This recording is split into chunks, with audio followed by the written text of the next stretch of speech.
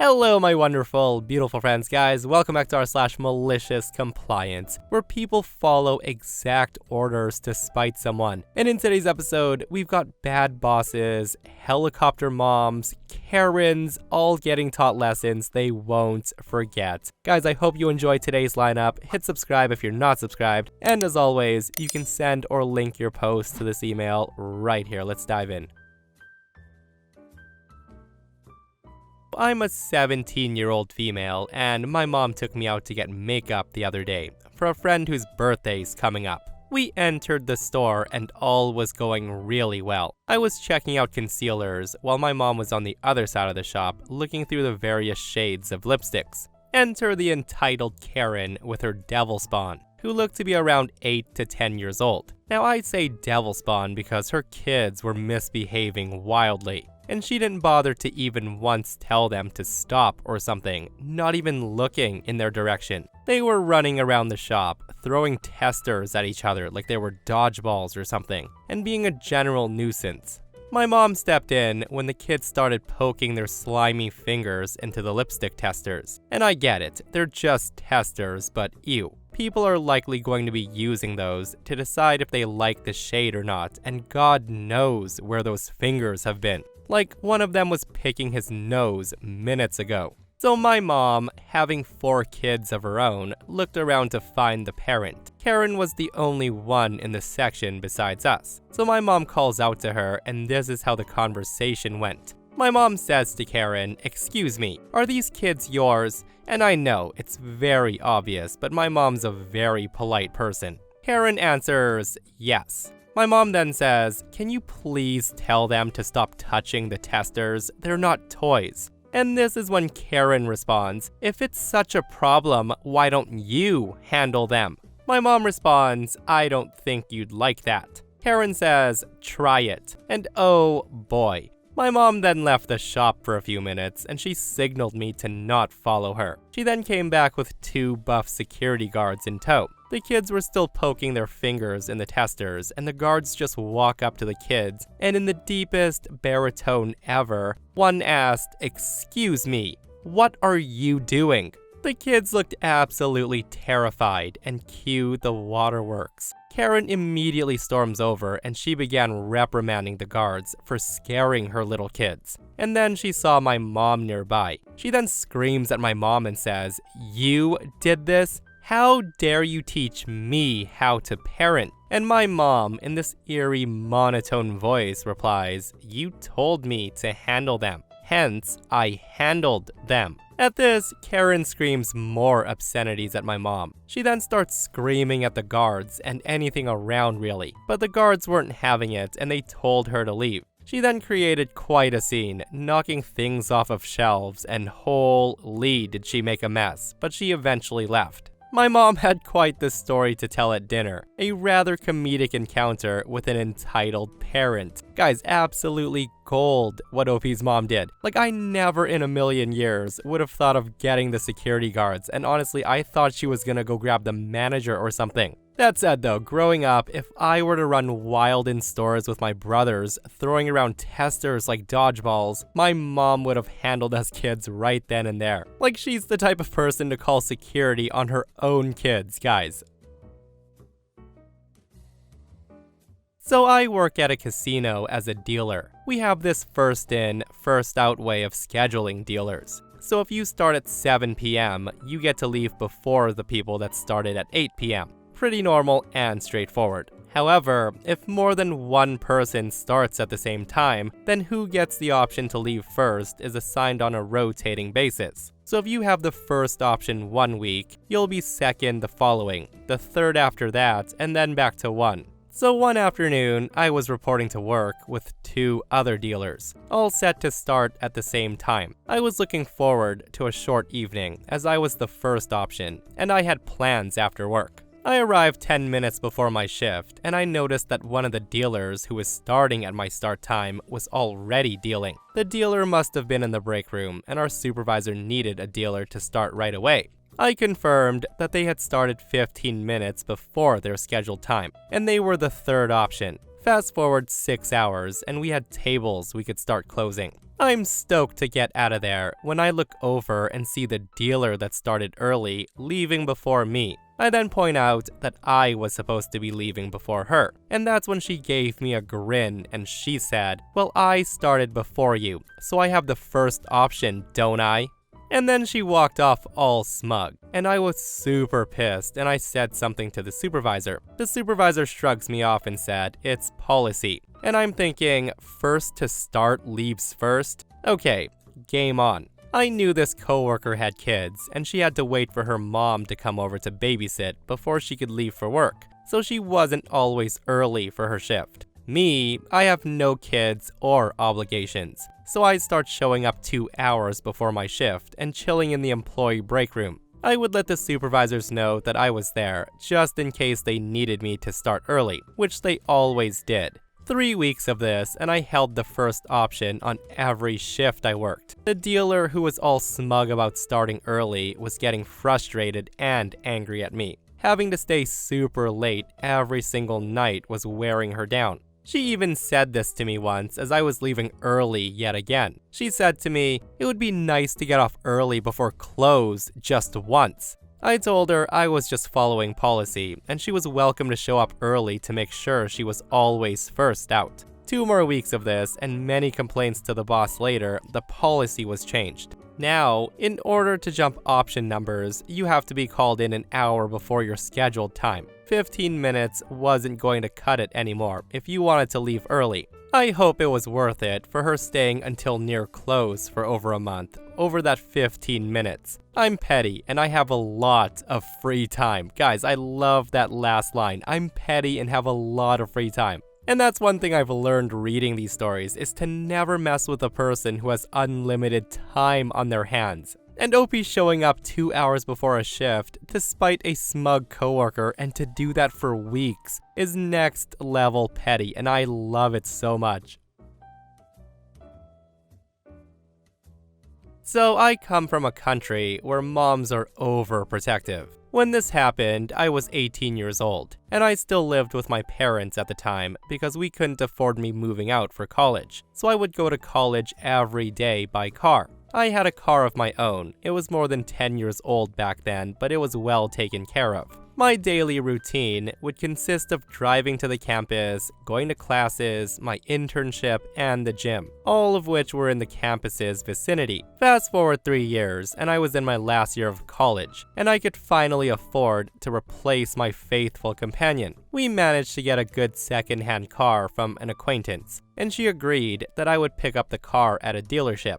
On the day itself, I show up, get the keys and documents, and everything's okay. I then call my overprotective mom and let her know it's all good. I do the usual route after: classes, internship, and gym. But because I had to do extra car stuff, I was late on my schedule. By the time I leave the gym, it was already 9 p.m., and I noticed that my phone was dead, which is no biggie, right? Wrong. And there is something I need to tell you. My mom once had her car stolen at gunpoint, something that's very, very uncommon in our city, a couple of years before that. And since then, she's a bit paranoid with the whole driving alone after 7 p.m. kind of thing. When I get home, I see my mom, my dad, and my sister all waiting for me in the living room, with their faces representing a mix between relief and "where the F were you, you son of a..." Well, you know the word. I get yelled at hard by my mom because I supposedly turned my phone off on purpose, and she thought I was kidnapped with the new car.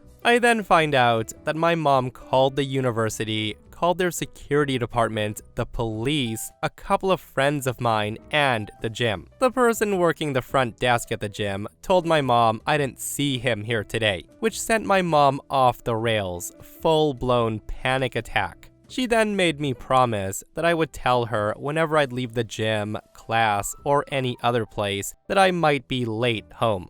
And here's what you're looking for: the malicious compliance. So I say, okay, if that's what she wants, she's getting it. And my dad, in a mix of "do as your mom says" and "it's not really my problem," agreed with her. When this happened, smartphones were a thing, and so was an app fresh out of the oven called Tasker. Now, I use Tasker for little things, like switching to silent mode when inside the campus, and switching on and off all kinds of stuff you can imagine, based on time, place, battery level, etc. You can imagine where this is going, right? So I add a few extra rules that would send an SMS every single time I would go in or out of one of those areas. It would send a text message to all of my family members. If I entered the gym, it would SMS my mom, dad, and sister saying I'm at the gym. When I leave the gym, it would send an SMS saying I'm out of the gym. It would do this for all the locations I mentioned previously: campus, classes, internship, gym, and home. Also, an important detail is that sometimes the phone's GPS signal goes a bit wonky, so the text would be sent sometimes 2 to 5 times per location, as the phone's location would alternate between in and out of the specified areas.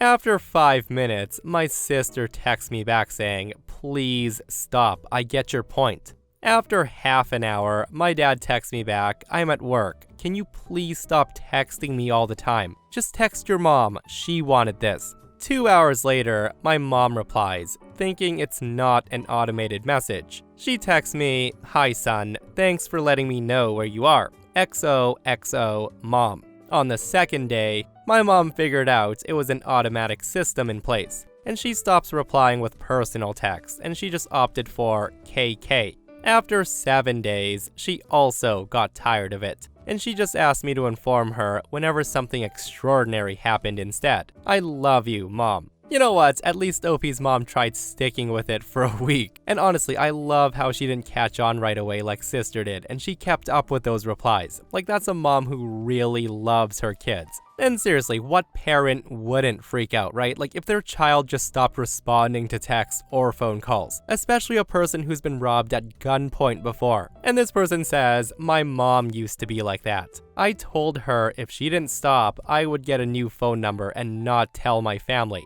Now she's cool." So this happened a little after I turned 18 years old, well over 10 years ago. One day, my mom and dad decide to go grocery shopping, and I tagged along to buy my own food and snacks for my late-night gaming sessions. I really liked going shopping with them at the time because, much like now, my appetite was close to insatiable. And for me, that meant food, and more food. By the end of our run, I literally had an entire shopping cart full of stuff. Frozen pizzas, spicy noodles, lunch meat, bread, etc. Mostly spicy food because I love to have some bark with my bite. Fast forward a few days later. I had just come home from school and all I could think of was watching a movie and stuffing my face with pizza.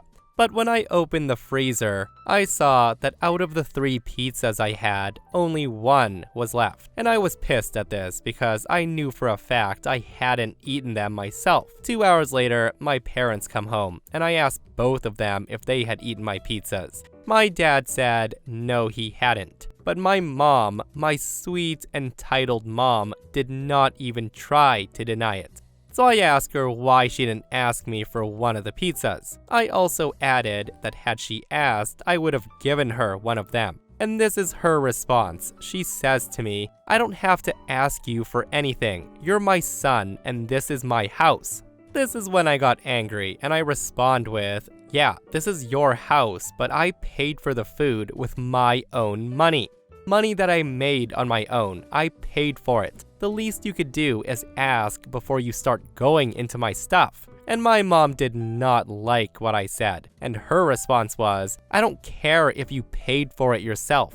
I didn't raise you to be selfish. We're family, and in this house, family shares everything." So cue the malicious compliance. One thing I'd like to add is that my mom at the time had a massive sweet tooth. If it had lots of sugar, she just had to have it. So one day, when she left to go meet a client, I went into her home office and I came across her not-so-secret stash of assorted sugary sweets. There was M&Ms, Skittles, Starburst, the works. So I went into that bag and I took every single pack of Skittles out, leaving just the other stuff. I gleefully ate the Skittles, and for the remainder of her absence, I chilled out in my room and waited. When my mom got home, she sat down to watch TV, and then she went for her bag of candy, and let me tell you, her reaction was almost as sweet as her secret stash. At first, she assumed my dad had eaten the candy, but that was brushed off, considering my dad doesn't like Skittles for some reason. She then came to me, and she asked if I had eaten the Skittles, and much like her, I didn't deny it. She immediately starts ripping into me, saying I had no right to go into her stuff,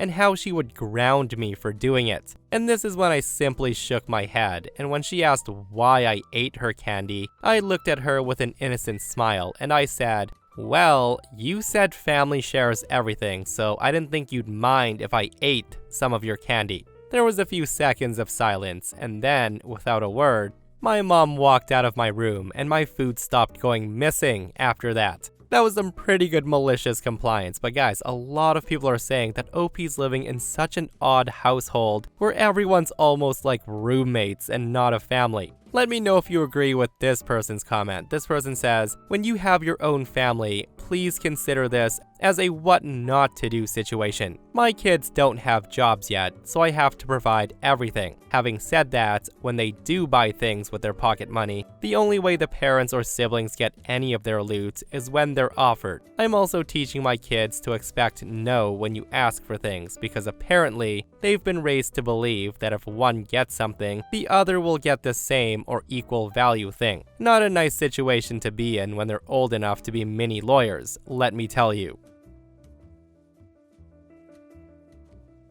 I used to work for a supermarket chain, and quite often, I'd be asked by management to work other locations. Most of the time, this wasn't a big deal. I was always happy to help out, as it gave me an excuse to drive and have the gas paid for. However, one day, I was asked to work at a location very far away, at a very early hour of the morning. I initially refused on the grounds that I would have to wake up at around 3 a.m. in order to have a shower, breakfast, and drive to be on site for 5 a.m. After some arm bending from management, I finally relented and begrudgingly agreed I would do it. Due to the drive not taking nearly as long as I expected, I arrive on location at about 4:30. I wait in my car with the music playing. At around 4:50, I get a loud knock on the car window, nearly making me jump out of my skin. It was the manager for that store, who, never seeing me before, did not know who I was. The conversation goes as follows. The manager says to me, "Hey, you need to leave. This is private property." And before I could even start explaining, saying, "Oh, but the manager interrupts me and says, "I don't care. Go, now."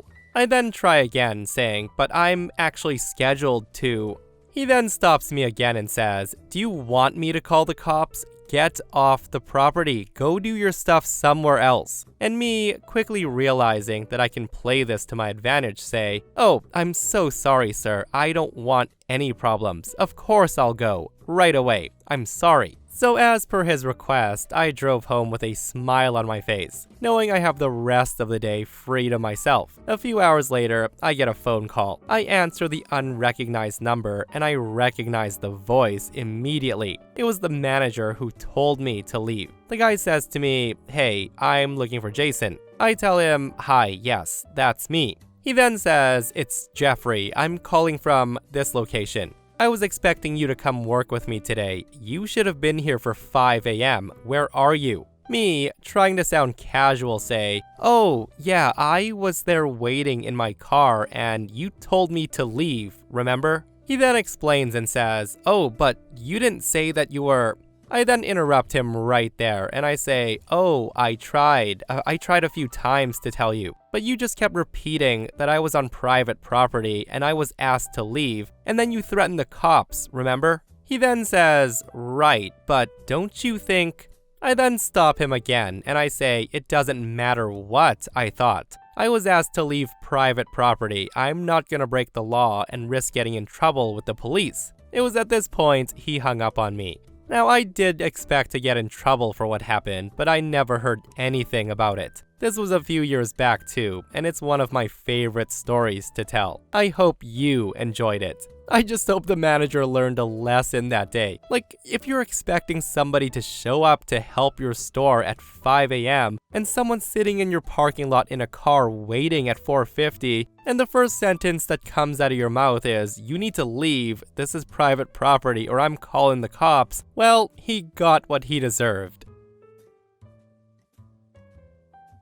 I'm 17 years old, and I do my share of chores around the house. I've been doing it for years. They involve taking out the trash, mopping the whole house, etc. One evening, I was mopping the dining room and the living area when it started to rain lightly. My dad was outside, and he called me to take the clothes down from the clothesline. Since I was busy, I called my sister to do it. And I want to note that the clothes were not mine at all. They belonged to my mom, my sister, and my dad. I had left my mom's and sister's clothes to dry. Not my usual chore, just helping. My sister is mostly a loving person, and she goes out to do it. And this is when Dad yells at her, and he tells her it's raining. And I want to note, it's barely raining. Just a few drops here and there. So I go outside, and he's sitting there fidgeting on his iPad. I'm kind of pissed off, and this conversation follows. I say to him, "Dad, could you please do it this once? I'm actually mopping the floor." Dad replies, "No." I then ask, "Why not? You're simply sitting here and I'm doing something else." He then says, "'Cause I don't want to." And yes, he did say that. He then says to me, "You left them out to dry, so it's your responsibility." I tell him, "Those aren't even my clothes, Dad."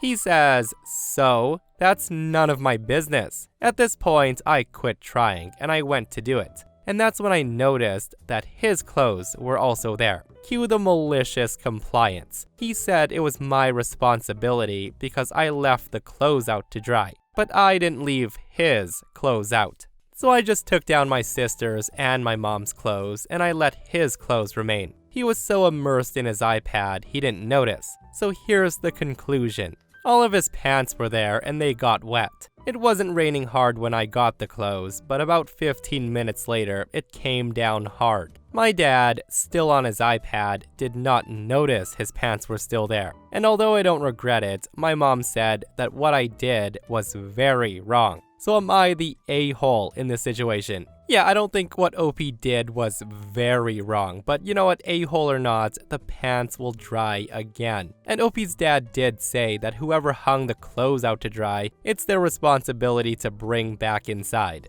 So totally fair game. And seriously, maybe if Dad wasn't so lazy or had asked OP nicely to grab his clothes while out there, instead of pulling the entitled "'cause I don't want to" card, the pants wouldn't have been drenched. And again, pants will dry, not the a-hole in the situation. At least in my opinion. There are a lot of people saying that OP's the a-hole in this situation because Dad works, pays for the home they live in, the food they eat, so the least OP could have done was to grab his pants. Guys, let me know your thoughts on this. And that, my friends, brings us to another end of r/MaliciousCompliance. Guys, I hope you enjoyed today's stories. If you did, hit that thumbs up, and if you're not subscribed, consider subscribing so you don't miss these crazy stories. And if you missed the last episode on the channel, it's an r/entitled people episode, where an entitled Karen refuses medical care for her husband, and he actually loses his life. It's such a wild story, so go check it out if you haven't, and myself and Stevie Boy will see you guys in the next one. We love you.